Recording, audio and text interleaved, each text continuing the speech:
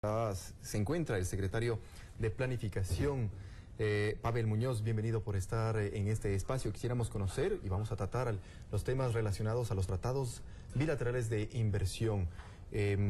Usted es docente universitario y quisiéramos sobre esa base primero entender qué son los tratados bilaterales de inversión, para ponerlo en simple. Gracias, Eduardo. Un saludo para usted y para la ciudadanía.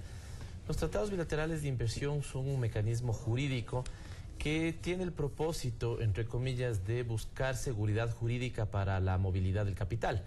Y lo más pernicioso de esto es que el capital transnacional parte del supuesto de que en los países soberanos como el Ecuador las leyes son débiles o las cortes de justicia están compradas o estamos llenos de corrupción. Bajo esos supuestos, entonces está el capital dispuesto más bien o propone que generemos un instrumento jurídico por sobre nuestro ordenamiento jurídico, por sobre nuestra constitución, por sobre nuestras leyes, para asegurar, insisto, la movilidad y los intereses de ese capital. Desde esta perspectiva, los tratados bilaterales de inversión, fundamentalmente en la región, proliferaron en la década del 90, una década neoliberal, porque recordará usted en esa época, Eduardo, bajo el pretexto de la inseguridad jurídica o la necesidad de seguridad jurídica, empezaron a generarse estos tratados, insisto, para buscar seguridades no a los países, no a los seres humanos, sino más bien seguridades al capital transnacional. ¿Cuántos de estos tratados se han firmado hasta la fecha? ¿Y cuántos han sido denunciados? En el Ecuador tenemos firmados 26 tratados bilaterales de inversión. El primero fue en el año 1968 con Suiza, pero insisto, una década importante es la década de los 90. Hay 9 tratados que han sido ya denunciados y los restantes 17 se encuentran en un estado distinto. ¿Por qué? Porque antes de la Constitución de Montecristi, la posibilidad de denunciar el tratado quedaba fundamentalmente en el ámbito ejecutivo. Hoy hay un proceso que seguir.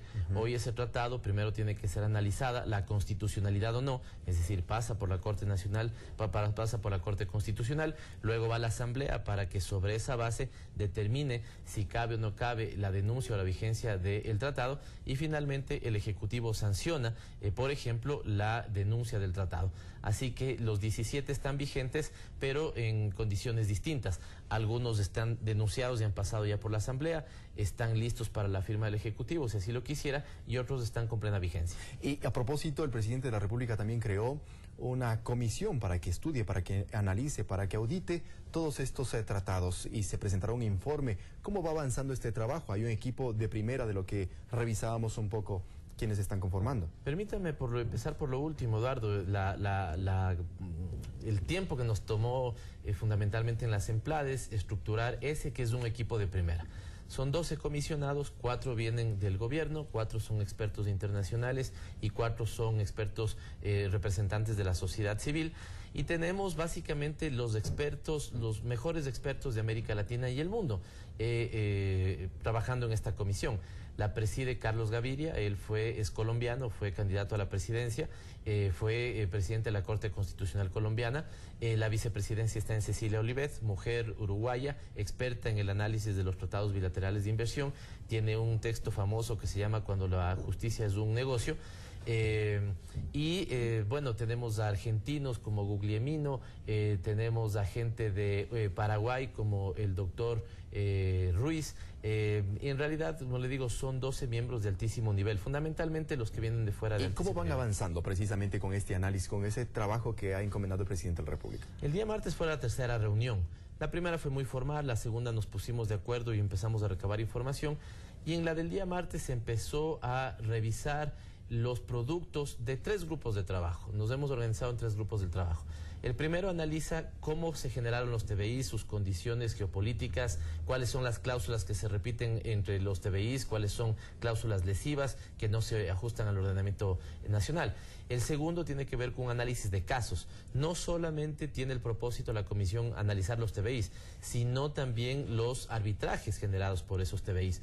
Cómo se componen las cortes, qué países han demandado, cuáles son las cláusulas que utilizan esas demandas. Y finalmente queremos responder una pregunta. ¿Hay una asociación directa entre TBIs y mejora de inversiones y esas inversiones hacia el modelo de desarrollo? Es el tercer grupo de trabajo. Quisiera finalizar brevemente, lamentablemente los tiempos no nos acompañan hoy.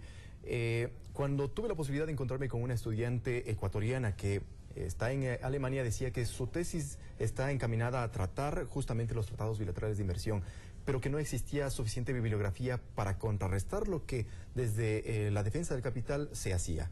¿Cómo va avanzando estos trabajos desde la academia, por ejemplo? Efectivamente, yo creo que eso es cierto, porque lo que ha habido aquí es un, digamos, discurso hegemónico de lo que los TBIs son per se buenos y per se buscan la seguridad jurídica para el capital. Así que no hay muchos trabajos, tal vez el de Cecilia Olivet y unos pocos más, problematizan los TBIs. No es un problema de tomar partido de manera sesgada o ideológica sobre si son buenos o no son buenos. Creo que hay que hacer una descripción detallada, seria, técnica, coherente y sobre esa base definir. Eso es lo que ha decidido el gobierno ecuatoriano. El presidente de la comisión, Carlos Gaviria, ha dicho que le parece la mejor decisión soberana y coherente del gobierno ecuatoriano y eso es lo que vamos a hacer, analizarlos técnicamente, ver qué beneficios han tenido, qué perjuicios y sobre esa base el Estado ecuatoriano podrá tomar las decisiones que crea convenientes. Pavel, lamentablemente el tiempo se nos agotó, quisiéramos contar con su presencia más adelante en otros espacios para poder desarrollarlo con más amplitud y conocer cómo va avanzando el trabajo de la comisión. Gracias por estar acá. Con todo gusto. Gracias, Pavel. Seguimos con más